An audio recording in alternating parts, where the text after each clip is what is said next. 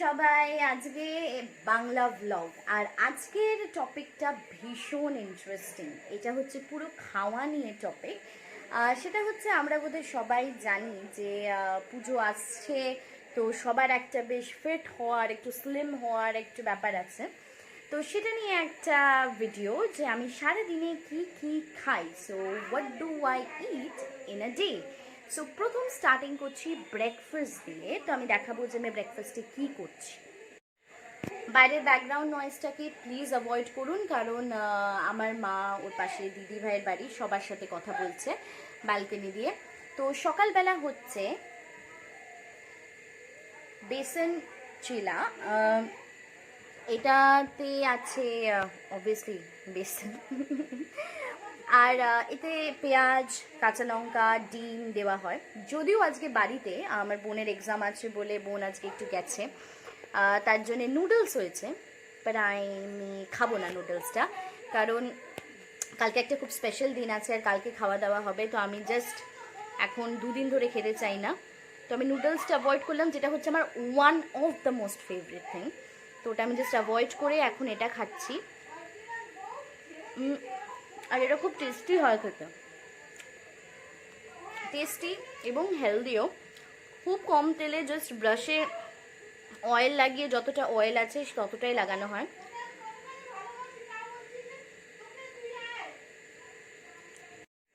So breakfast ডান। ব্রেকফাস্টটা দেখলেন যে খুব হেলদি।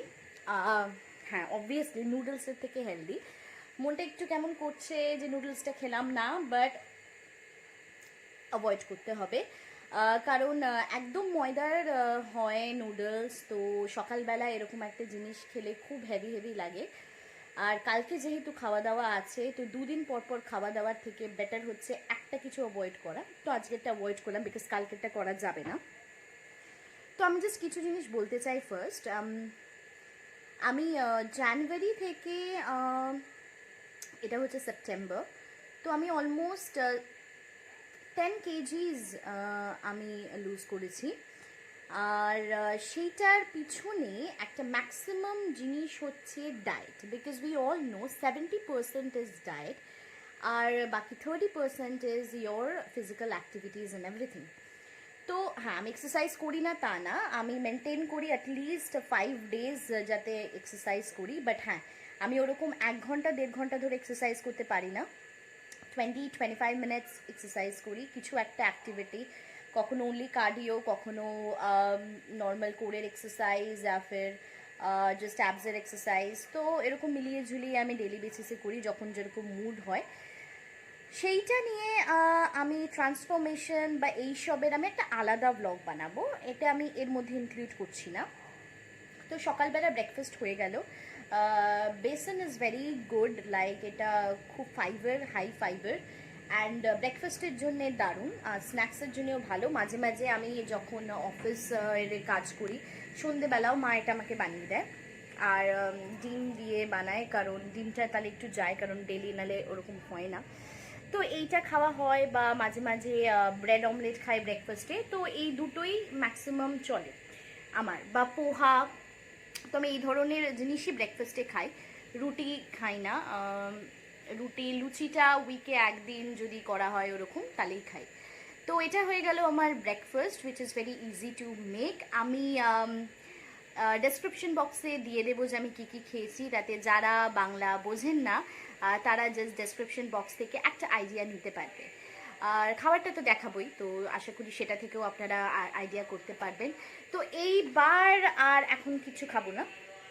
ফ্রুটস আমি আফটার লাঞ্চ খাই, like after 1.5 hour or 2 hours after lunch আমি ফ্রুটস খাই, ওটা একটা স্ন্যাকিং হয়। তো এখন আমি কিছু খাবো না, এখন ডিরেক্টলি আবার আমি করব লাঞ্চ। লাঞ্চে কি করব সেটা আমি তখন দেখাবো। তো এখন জাস্ট আমি একটু স্নান করে আসি, আর তারপর লাঞ্চের সময় কথা বলবো। হ্যালো, তো স্নান করে চলে এসেছি। তো এখন লাঞ্চ করতে বসেছি, আর লাঞ্চে কি করি সেটা দেখাবো। লাঞ্চ খুব সিম্পল, আর আমি রাইসটা একটু অ্যাভয়েড করছি, কারণ পুজো আসছে, তো যেগুলো কিনে ফেলেছি সেগুলো আর ঢুকবে না যদি না একটু একটু ক্যালোরি ডেফিসিট কিছু খাই। তো আমি যেটা খাচ্ছি সেটা হলো, 1 মিনিট আমি দেখাচ্ছি, সেটা হলো ডালিয়া, যেটা এর আগের দিন একটু ডিম ফিম দিয়ে বিনস গাজর সব কিছু দিয়ে ঝুড়ো ঝুড়ো হয়েছিল, আজকে মা ডাল দিয়ে করেছে শুধু। আর ডিমটা, আর আমি কোনো রকম কিছু বয়েল খাই না, তো ওয়েট রিডিউস করার জন্য আমি বয়েল খেতে পারবো না একদম, মানে ওই সব সবজি মিলিয়ে সেদ্ধ হয় না, ওটা জাস্ট আমি একদম পারি না। তো দলিয়া খাচ্ছি, তার সাথে ডিম আছে। আর এটা হচ্ছে কাচকি মাছ বলে, একদম গুঁড়ো একটা করে চচ্চড়ির মতো করে মাছটা করা, খুব টেস্টি হয়। তো আজকে এটাই আমার লাঞ্চ। আর তাহলে খাওয়া যাক।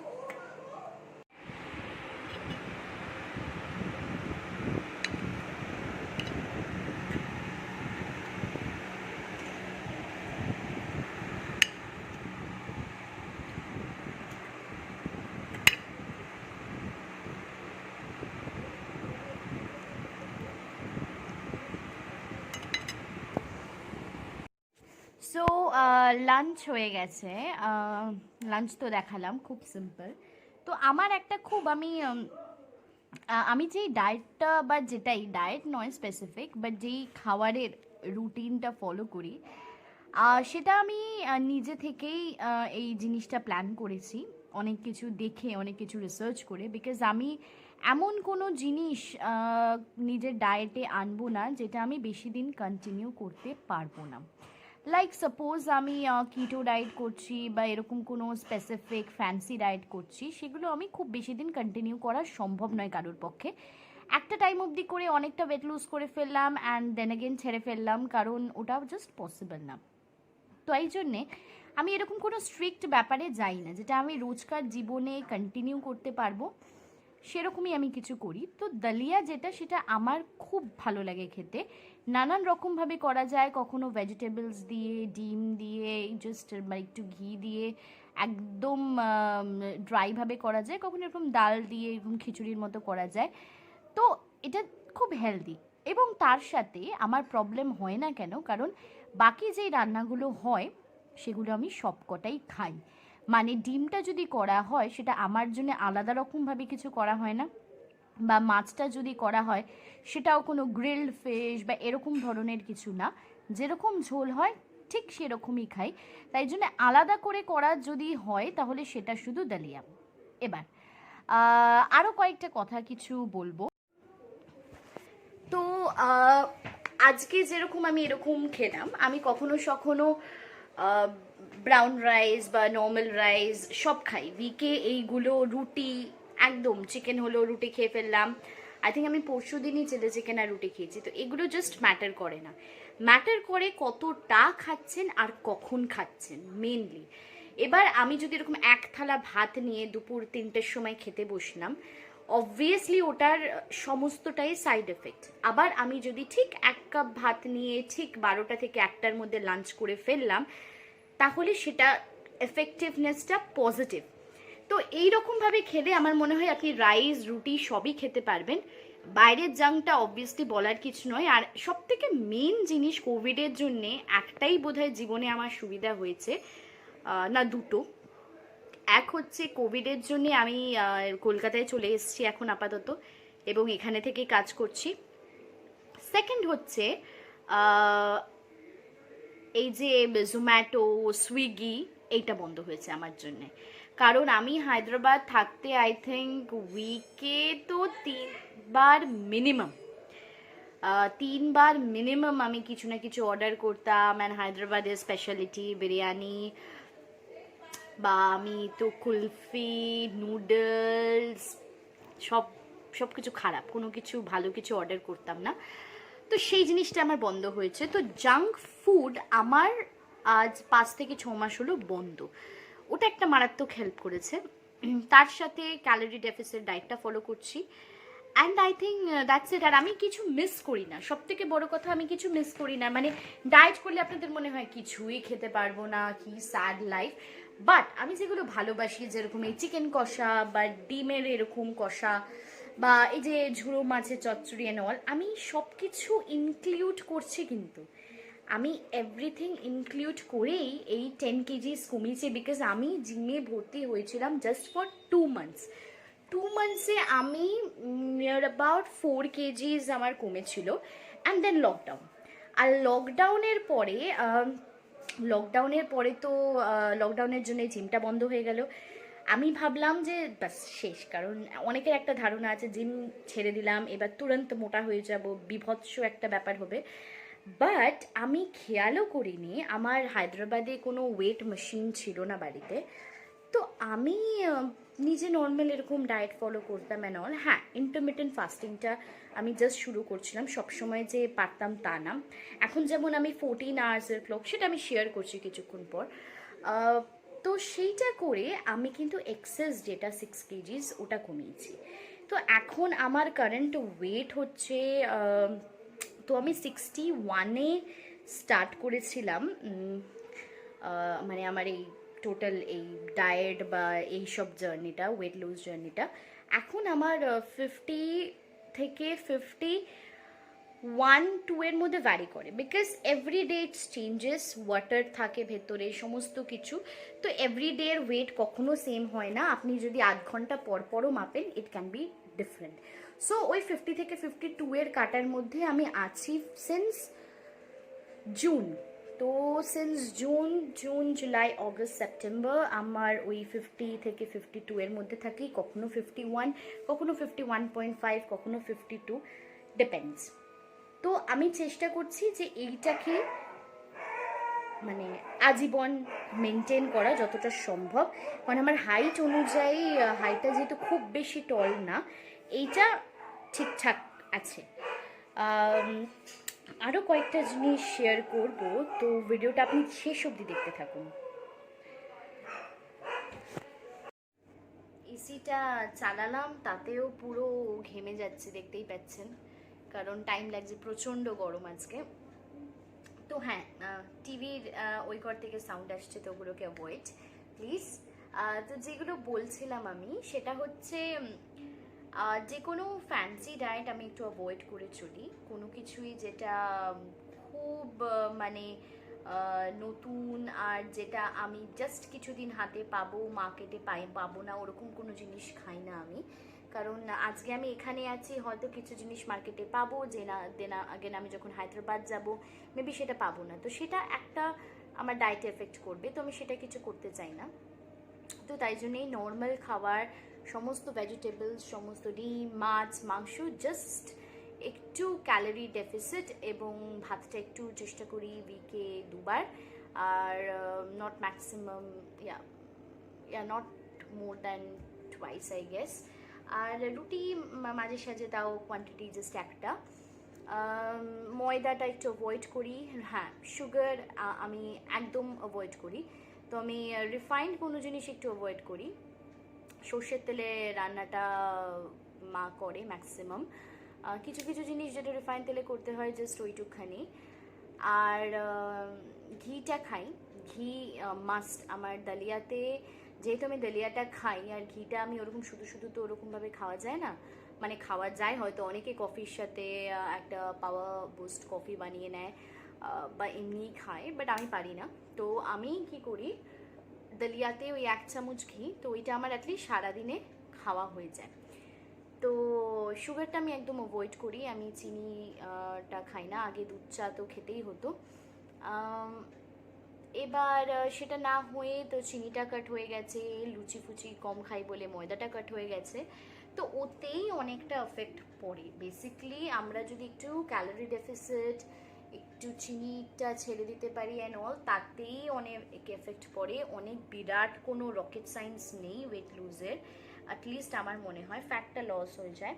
And for toning and everything, because একবার ওয়েটটা রিডিউস হয়ে গেলে আমরা সবাই চাই যে হাত পা, আমাদের অ্যাপস, সমস্ত কিছু যেন একদম টোন্ড থাকে। তো তার জন্যই ডেফিনেটলি এক্সারসাইজ করতে হবে, physical activity is a must. যদিও সেটা 30%, বাট কেউ চায় না যে শুধু ওরকম ওয়েট লুজ করলাম অ্যান্ড জাস্ট ভাল লাগছে না দেখতে, কেমন একটা লাগছে হাত পাগুলো। তো সেটার জন্য একটু বডি টোনিংয়ের জন্য এক্সারসাইজ করাটা দরকার, সেটার একটা আলাদা ভিডিও হবে। তো লাঞ্চ হয়ে গেছে, ব্রেকফাস্ট তো দেখিয়ে দিয়েছি। আর আমি ডেসক্রিপশন বক্সে সমস্ত কিছু লিখে দেব, তার কি যারা বাংলা বুঝতে পারছেন না তারা বুঝতে পারবে যে আমি কী খেলাম। আর এরপরে আসছে সন্ধ্যেবেলার কিছু একটা, এখন অনেক টাইম আছে, তো ভাবছি একবার একটু চট করে ঘুমিয়ে নিই। ঘুম থেকে উঠে আমি দেখাবো যে আমি বিকেলবেলা কি খাচ্ছি, আর তারপর তো ডিনারটা শেয়ার করবই। আশা করি এই ভিডিওটা আপনাদের সবার খুব ভালো লাগবে, ইন্টারেস্টিং লাগবে। তো দেখতে থাকুন এই ব্লগটা।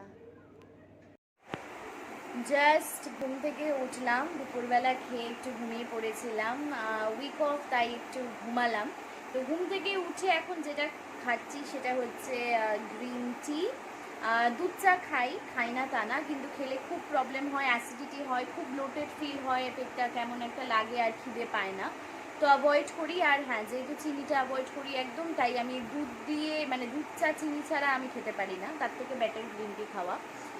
আজকে ফ্রুটসটা খেলাম না, তার কারণ হচ্ছে যে ফ্রুটস যেগুলো আছে আজকে আমার কোনোটাই পছন্দের মতো না, তাই ভাবলাম যে খাবো না। তার কারণ হচ্ছে অ্যাপেল আছে আর কী সব আছে, ওগুলো ভাল লাগছে না, আর মুসাম্বিটা নেই, তো তাই জন্য আমি আজকে আর ফ্রুটসটা খেলাম না, অ্যাভয়েড করলাম। বাট সিজনাল ফ্রুটস আপনারা যখন তখন, মানে আমার মনে হয় যে সন্ধ্যেবেলা খাওয়া যায়, বাট না খেয়ে দুপুরবেলা খাওয়ার 1-1.5 ঘন্টা 2 ঘন্টা পর, বা ব্রেকফাস্ট যদি আপনি 9টার মধ্যে করেন তো 11টা নাগাদ এরকম টাইমে ফ্রুটস খাওয়াটা ভালো।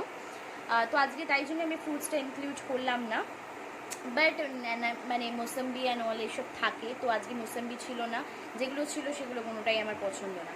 তো এখন গ্রিন টি খাবো, আর আমি 8টার মধ্যে আমার ডিনার কমপ্লিট করিনি, মানে ডট 8টায় আমার খাওয়া হয়ে যায়, না যে আমি 8টায় খেতে বসলাম 8:15 উঠলাম, আমার ডট 8টার মধ্যে খাওয়া হয়ে যায়। তো ডিনারটাও আমি দেখাবো, খুব সিম্পল, বাট হ্যাঁ তখন ডিনারের টাইমে আবার কথা হবে।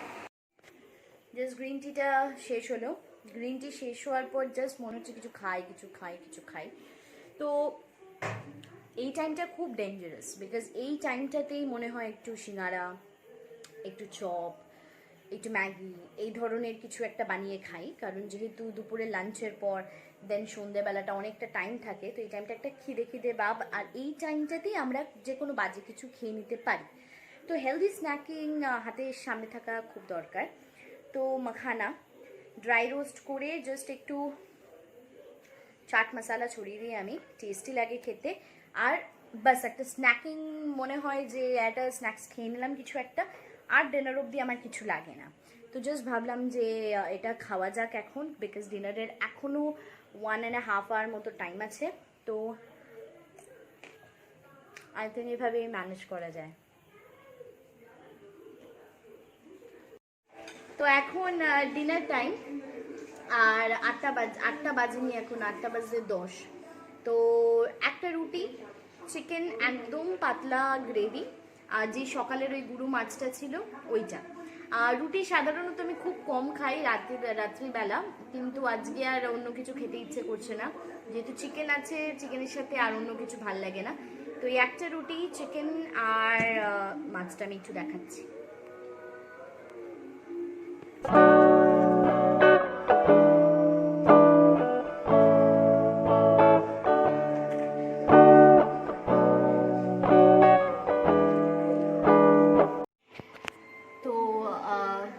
এটাই আমার ডিনার, আর এই 8টায় যে খাবো আমি, 8টার পর আর এখন আমি কিছু খাবো না।